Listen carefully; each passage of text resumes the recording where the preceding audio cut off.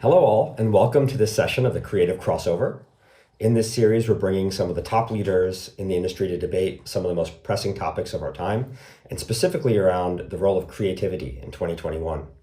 My name is Kabir Ahuja, and I'm a partner at McKinsey Company. I'm joined here today by Andjelic, the Chief Brand Officer at Banana Republic, and Tracey, who is a futurist, to discuss the value of creativity in a post-pandemic world. So thank you both for being here. And I'm very much looking forward to our conversation. Hi everyone. Thanks for the invite. It's great to be here. Hi, it's great to be here. I look forward to our conversation. There's a bunch of prepared statements we have to guide us, and each one is phrased to kind of create a provocation and to get your perspective. So maybe we start with the first one, and I'll share the statement and then would love to invite your reactions.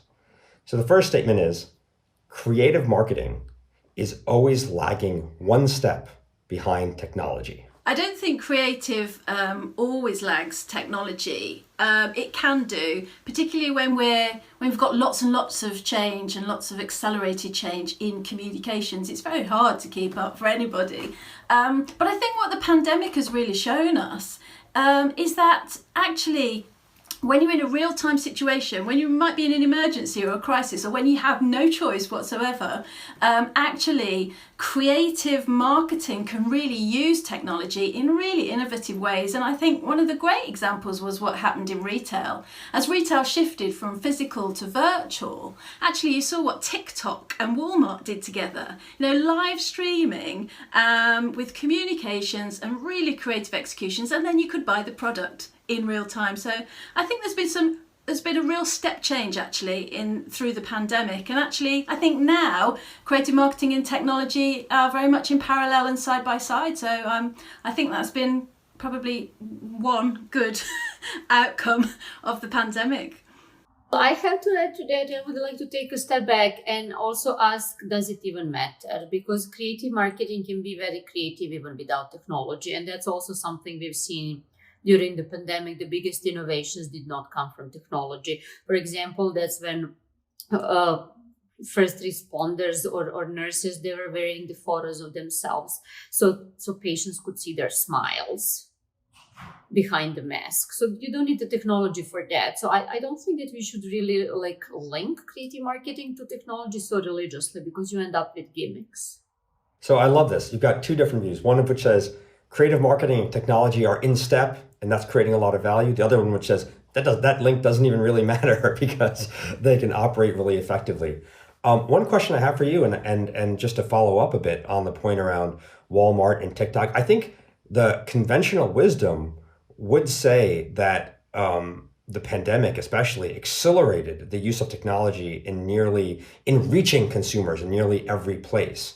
And therefore, creative marketing technology would need to be put together. And Anna, let me just follow up with that. Do you feel that that's the case or not? Of course. I mean, if you can't leave the house, how are you going to connect with others? So that's external circumstance, but I wouldn't generalize it necessarily, because we're seeing that what is the role of physical stores in retail, for example? They may downsize, they will change their purpose for sure.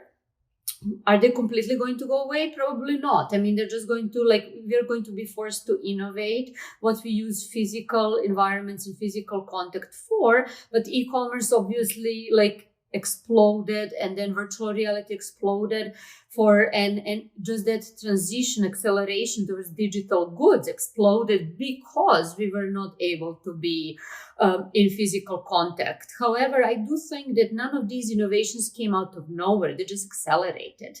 So that's an incremental innovation, not something completely new.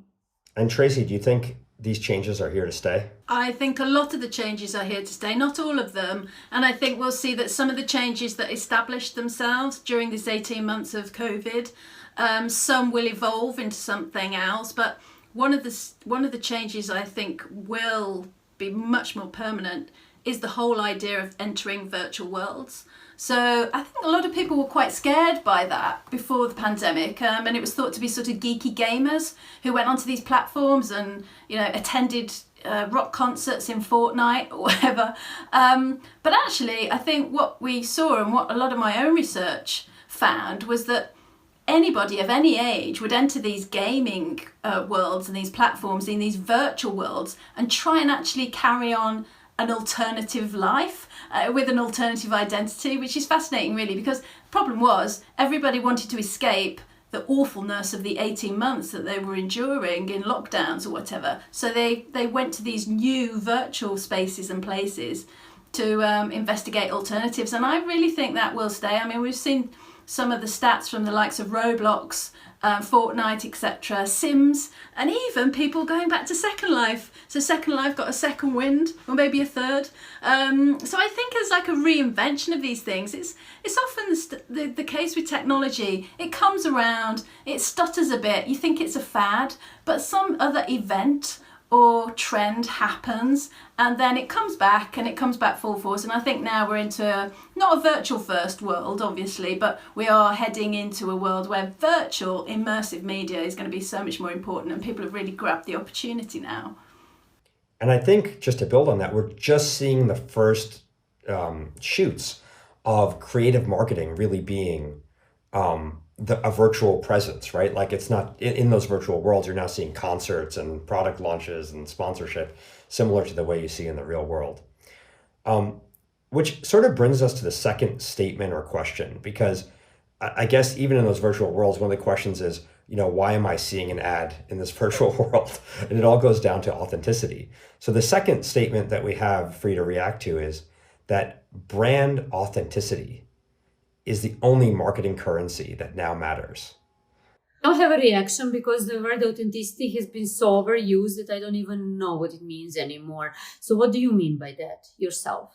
Well, I would think that brand authenticity would mean speaking in a voice which comes only from your brand and is recognizable, but also is one which a consumer can recognize, or a customer can recognize as truly one that represents the brand. I think that was always like any good branding has unique visual and verbal handwriting and has unique tone of voice. Otherwise, like you wouldn't distinguish Disney from other channels, or you would, or entertainment companies. You wouldn't, like everything that brand does. It's that. It's Coca-Cola versus Pepsi. I mean, like for a lot of people, it does taste the same. So I would say, especially in consumer packaged goods, in retail, that's the pinnacle of branding. If you can't speak in your own voice, that impacts your bottom line. That impacts how your customers connect with you. It impacts how they think about you, and it also impacts how the world you're creating, how you interact with culture, which is the most important thing. So I think without that, there is no successful branding. Okay, so Tracey, over to you. What's your thoughts on brand authenticity, and if it's now the only currency that matters or just as important as ever? I think lots of people have talked about authenticity for a very, very long time. Authenticity for a person or an object or a thing or a brand, it's important, but to me, it really grates on me just because I think it's so overused. It's interminable, this whole idea of brand authenticity, and actually so much of what you see which is supposedly authentic isn't authentic at all. I remember doing one of the papers that came up in one of the juries once was we managed to fake authenticity. That paper didn't get very far, don't worry. And it has to have this idea of it's genuine. And I think you can't fake authenticity. And actually, to me, authenticity is about reality. And what I'm much more interested in now, particularly for brands, is integrity. Because integrity is about truth. And I want to see truthfulness in communications and creativity and marketing and technology. That's really what I want to see now. Authenticity, I think, is about reality. And to the conversation we had about virtual worlds, it actually isn't about reality and virtuality and unreality anymore, because everything is real. All of these worlds and all of these weird parallel channels that we can now inhabit and brands can now inhabit, they're all real. Virtual influencers are real. I've researched this to death with people. Young girls think these virtual influencers, whether it's Shudu or whether it's Lil Michaela, they're real, they're friends to them, because they kind of got congruent, coherent stories, narratives, and they're just really interesting and engaging. So I think it's not really about reality or authenticity, it's about integrity. And that's what I'd really like to see much more from brands these days. Being coherent, being congruent, showing up in many different ways. Not necessarily, as matching luggage, it doesn't have to be similar, but you need to know it all coheres and it fits together. So let me just follow up a little bit to get specific on what that means for a brand, right? What do you do to communicate integrity as different from authenticity? Because it sounds like in your mind they're complementary but different things. So what can brands and marketers do to communicate integrity? Here's an example, just to pick up on what I was just saying, that little Michaela can have integrity but not authenticity. She's computer generated, so how can she be authentic? She's not. She's a character with a narrative, with a bunch of, millions of followers and fans. That's not authentic. I mean, she's kind of pretending to be something. Why do you define it? Sorry to interrupt, but authenticity is, you define it only as a human trait. Why? No, not necessarily. As I said, I think it can be in an object or a product as well as a brand. But I think what I'm saying is that we're moving into these worlds where not everything has a reality, a physicality, and therefore it's more difficult to pinpoint authenticity. And so I think actually we're a bunch of elements. Brands are a bunch of elements. People increasingly are a bunch of Mo elements, these elements or characteristics that come together in coordinated ways. And so I always think of authenticity as one thing that has authenticity, or one person that has authenticity. Little Michaela isn't, but she does have integrity, because everywhere she shows up, it's the same little Michaela. But what I would say is there's no correspondence to reality. There's no physicality. There's no real little Michaela. So I just think of her as not authentic, but definitely having integrity. But then again, with both of these terms, integrity or authenticity, it's conferred on the person or the object or the brand. It isn't something you can really create. It's not an input. It's an output, and a bit like trust, it is the people that experience it that will make a judgment of whether you have integrity or whether you're authentic. And Anna, so very practically, what have you done in the past year, especially in this environment, to communicate those values?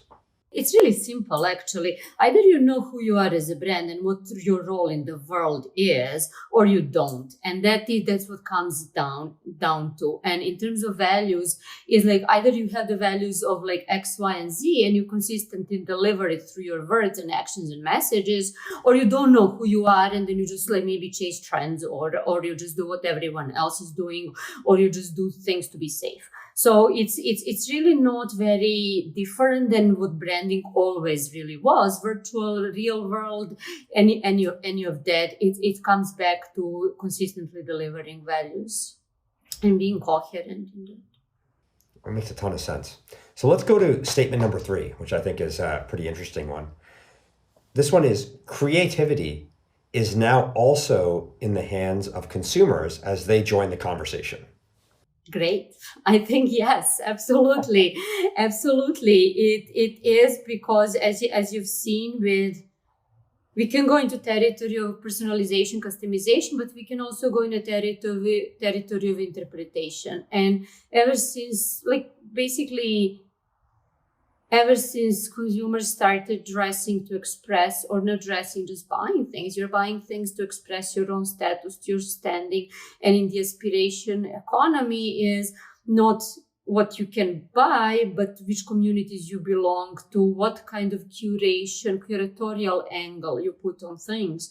And that is why curation to me is almost more important than influence, or actually influence is done through curation. Anyone can go to Dumbo in New York and stand on cobblestone streets in new clothes, but it's actually giving a specific angle and point of view and interpreting culture that has become important. So I think that is, now that everyone is a curator these days, everyone has that creative freedom. If you look TikTok, for example, or virtual worlds. I mean, that's where people are buying. They spend money on different ways how to look in Fortnite.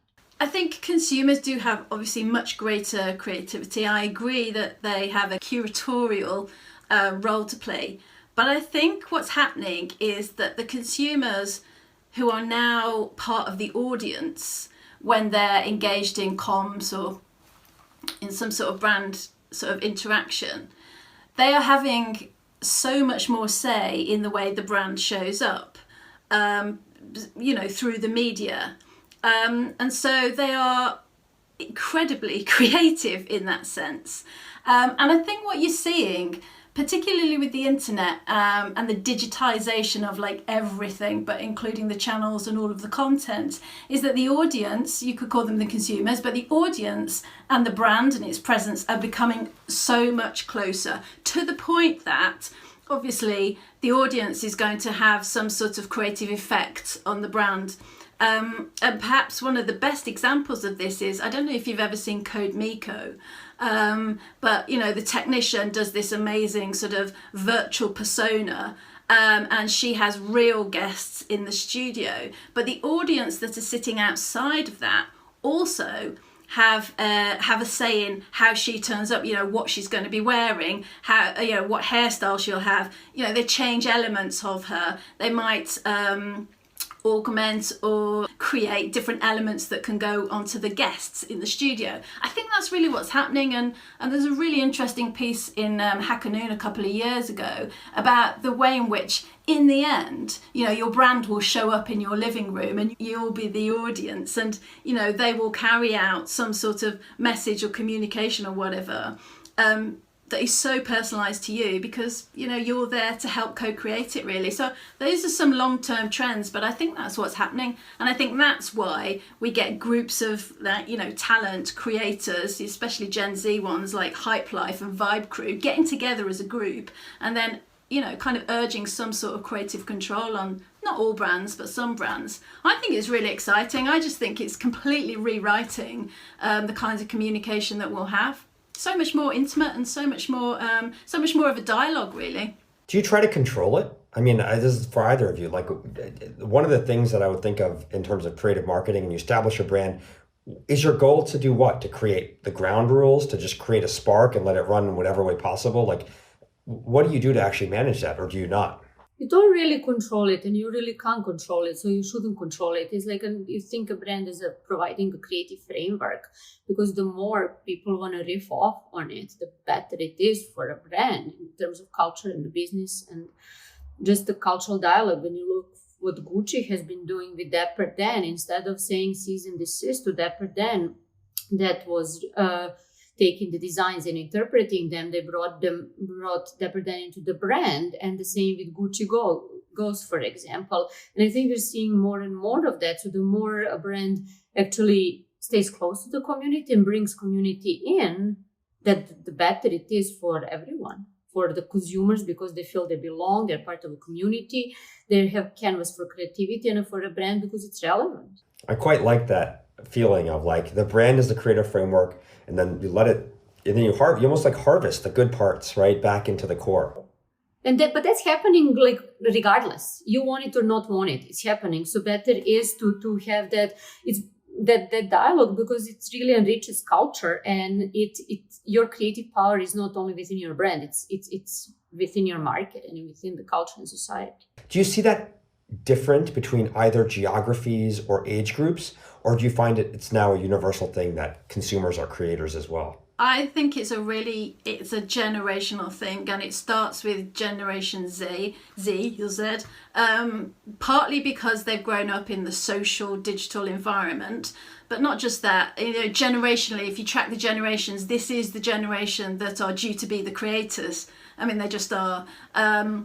And I think they live and breathe it, and so to them it isn't like particularly creative, it's just what they do. The interesting thing about them is the way in which they use their own identity to create as well. They put themselves into the brand, they put themselves into the comms and the presentation, because that's what they're used to doing. They're used to using themselves as the canvas to, mix, remix, so pixelate themselves, post, repost. That's it, that's their identity. So they are merging with the brand much more now, and I just think we have not seen that in a previous generation, because we haven't had immersive media. We've had literacy, we've had writing, we've had a very different, more distant kind of media. Now you're in immersive social, digital, virtual worlds, it will completely change our communication. And Gen Z are probably the first generation to, really be born into that.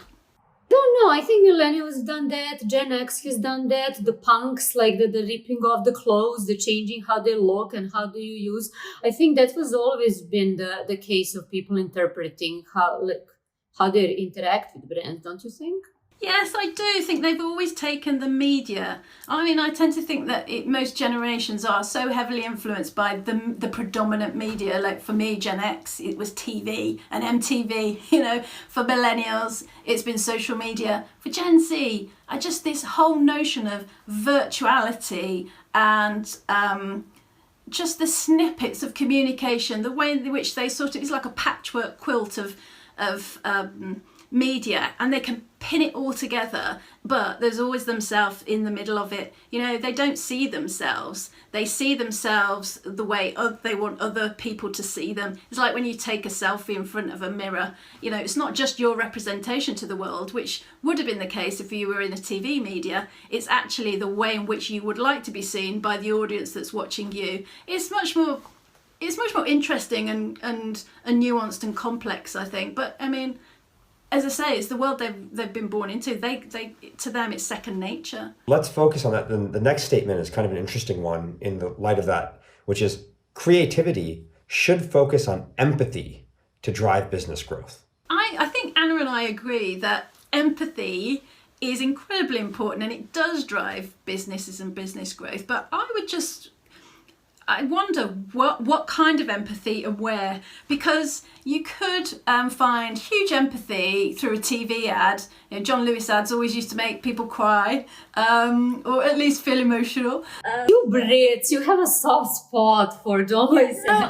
Yeah, of course, yes. John Lewis is the only thing that makes us cry. But when I think about services, and I was thinking about Stitch Fix actually the other day, because I had Stitch Fix when it was really new. It just come to this country, and there I was unboxing everything and looking at all the things I'd trying on, and I didn't really want many of them. I think I kept one thing, and I went to send it back, but I wanted them to come and take it from the house because I couldn't get out at the time for reasons we're going to. And they couldn't, and they were like, well, can't I even get like Hermes to come and pick it up? No, you've got to go to post office. And anyway, it's a long, laborious story, but what transpired was it wasn't very empathetic, as a service, whereas actually as a proposition you think, well, it's really empathetic. We'll try and choose and tailor some clothes to you, and we'll understand over time and personalize the service. And isn't this great? You don't have to go to a store. I like going to stores, but you don't have to go to a store, and here it is in a box. Actually, it became the biggest pain in the butt for me, and I couldn't get rid of this stuff. And in the end, I said to them, do you know what, forget it, I'm going to send this stuff to charity. And they were like, oh, okay then. Well, Stitch where Fix, is the empathy? For me, Stitch Fix is not, there is no emotional component, because they don't really understand how people shop for fashion. There is like a giant emotional component that's like having everything done by algorithm. When they got rid of human stylists, that's when everything went downhill, because the human stylist was that last thing that was like, hey, try this on, or something. It was like all done algorithmically. And to me, that's not necessarily empathy, that's data matching. And we are unpredictable as humans, we are flexible and predictable. And that is what empathy really is. So I don't know if ever AI will be able to, I'm sure it will be able to get to that level, but I think that empathy is superhuman characteristic just because of that flexibility, one step ahead. And think about hospitality. That is what for me real empathy is. When they're they greet you by the name, but they give you your space, and then not everything is perfect, but at least you feel taken care of. Did you ever felt taken care of by your Stitch Fix orders? No, and exactly that. That's the point. And I totally agree. I think, with this empathy conversation has come up more and more because we are so read by machines. So it's like an overcompensation, but the overcompensation doesn't really work because we're still read by machines. So I think it's really incumbent on the brand to work out at which points are they going to deliver empathy. And like Anna just said, is it face to face in a very, very hospitable environment where somebody really knows you and understands you and welcomes you or welcomes you back. You know, those are the sorts of things I think that are empathetic. And whether you can cheat empathy, we were talking about authenticity earlier, whether you can really cheat empathy, I don't think you can. Well, at least not for now, based on what I hear from you two. Yeah, look at that. I believe more in the future of empathy than Tracey. Tracey's like, I'm not sure. But I do think that empathy is something that's uniquely human, and it's going to take a while, if ever. And it's probably always going to be a mix, that the last mile is human, that everything, the data crunching is AI.